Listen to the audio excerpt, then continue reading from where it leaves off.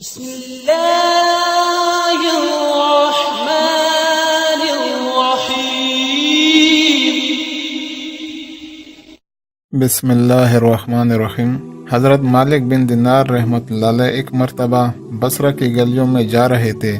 راستہ میں ایک باندی ایسے جاہ و جلال حشم خدم کے ساتھ جا رہی تھی جیسا کہ بادشاہوں کی باندیاں ہوتی ہیں۔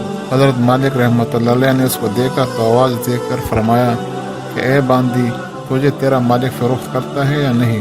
وہ باندی اس فکرہ کو سن کر حیران رہ گئی، کہنے لگی کیا کہا؟ پھر کہو۔ انہوں نے پھر ارشاد فرمایا، اس نے کہا اگر وہ فروخت بھی کرے تو کیا تجھ جیسا فقیر خرید سکتا ہے؟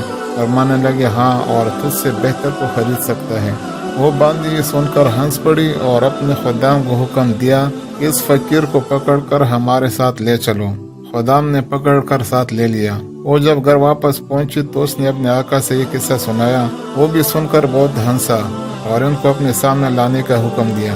جب یہ سامنے پیش کیے گئے تو اس آقا کے دل پر ایک ہیبت سی ان کی چھا گئی۔ وہ کہنے لگا آپ کیا چاہتے ہیں؟ انہوں نے فرمایا کہ تو اپنی باندی میرے ہاتھ فروخت کر دے۔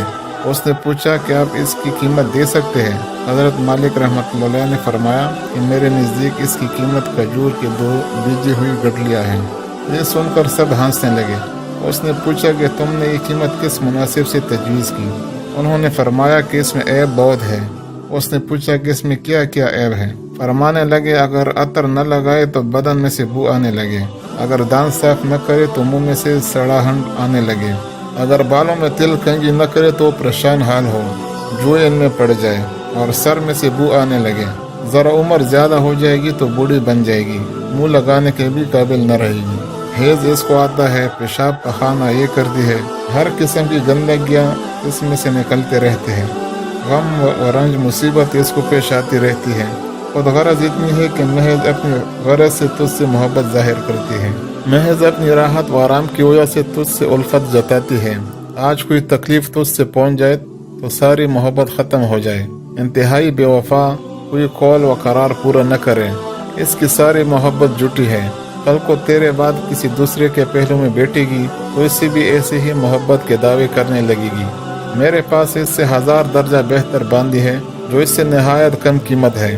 وہ کافور کے جوہر سے بنی ہوئی ہے، مشک اور زعفران کی ملاوٹ سے پیدا کی گئی ہے، اس پر موتی اور نور لپیٹا گیا ہے، اگر کارے پانی میں اس کا آب دہن ڈال دیا جائے تو وہ میٹھا ہو جائے، اور مدعا سے اگر وہ بات کرے تو وہ زندہ ہو جائے، اگر اس کی کلائی آفتاب کے سامنے کر دی جائے تو آفتاب بھی نور ہو جائے، اگر وہ اندھیرے میں آ جائے تو سارا گھر روشن ہو جائے، چمک جائے، اگر وہ دنیا میں اپنی زیب و زینت کے ساتھ آ جائے تو سارا جہاں معطر ہو جائے۔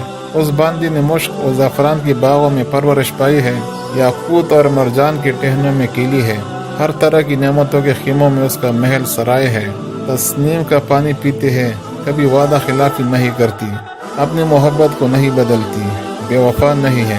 اب تم ہی بتاؤ کہ قیمت خرچ کرنے کے اعتبار سے کون سی باندی زیادہ موزوں ہے؟ سب نے کہا کہ وہی باندی جس کی آپ نے خبر دی۔ آپ نے فرمایا کہ اس باندی کی قیمت ہر وقت، ہر زمانہ میں ہر شخص کے پاس موجود ہے۔ لوگوں نے پوچھا کہ اس کی قیمت کیا ہے؟ آپ نے فرمایا اتنی بڑی اہم اور عالیشان چیز کی خریدنے کے لیے بہت معمولی قیمت ادا کرنی پڑتی ہے، اور وہ یہ ہے کہ رات کا تھوڑا سا وقت فارغ کر کے صرف اللہ جل شانہ کے لیے کم از کم 2 رکعت تہجد کی پڑھ لی جائے، اور جب تم کھانا کھانے بیٹھو تو کسی غریب محتاج کو بھی یاد کر لو، اور اللہ جل شانہ کی رضا کو اپنی خواہشات پر غالب کرو۔ راستے میں کوئی تکلیف دینے والی چیز، کانٹا، اینٹ وغیرہ پڑی دیکھو اس کو ہٹا دو، دنیا کی زندگی کو معمولی اخراجات کے ساتھ پورا کر دو، اور اپنا فکر و غم اس دھوکہ کے گھر سے ہٹا کر ہمیشہ رہنے والے گھر کی طرف لگا دو۔ ان چیزوں پر اہتمام کرنے سے تم دنیا میں عزت کی زندگی گزارو گے، آخرت میں بے فکر اور اعزاز و اکرام کے ساتھ پہنچو گے، اور جنت جو نعمتوں کا گھر ہے اس میں اللہ جل شانہ کے پڑوس میں ہمیشہ ہمیشہ رہو گے۔ اس باندی کے آقا نے باندی سے خطاب کر کے پوچھا کہ تو نے شیخ کی باتیں سن لی، یہ سچ ہے یا نہیں؟ باندی نے کہا بالکل سچ ہے، شیخ نے بڑی نصیحت اور خیرخواہی اور بھلائی کی باتیں بتائی ہیں۔ آقا نے کہا کہ اچھا تو اب آزاد ہے اور اتنا سامان تیری نظر ہے، اور اپنے سب غلاموں سے کہا کہ تم بھی سب آزاد ہو، اور میرے مال میں سے اتنا مال تمہاری نظر ہے، اور میرا یہ گھر اور جو کچھ مال اس میں ہے سب اللہ کی راہ میں صدقہ ہے، اور گھر کے دروازے پر ایک موٹے سے کپڑے کا پردہ پڑا ہوا تھا، اس کو اتار کر اپنے بدن پر لپیٹ لیا اور اپنا سارا لباس فاخرہ اتار کر صدقہ کر دیا۔